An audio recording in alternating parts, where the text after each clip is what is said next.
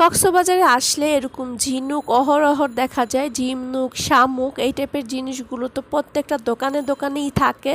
তো আমি আজকে চিন্তা করলাম একটা বড় দেখে শামুক আমি বাসায় নিয়ে যাব স্মৃতি হিসাবে রেখে দেওয়ার জন্য।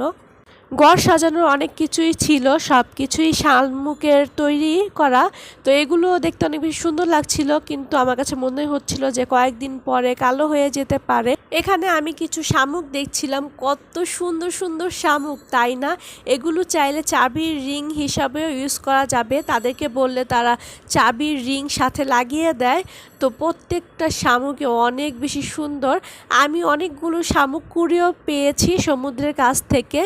আমার কাছে শামুক একটু ভালোই লাগে, অনেকের কাছে অনেকে পছন্দ নাও হতে পারে, কিন্তু আমার কাছে অনেক বেশি ভালো লাগে। কত ডিজাইনের শামুক যে এখানে আছে, নতুন নতুন কিছু শামুকও দেখলাম। তো এগুলো ছিল চাবির রিং, এই চাবির রিংগুলো আমার কাছে অনেক বেশি ভালো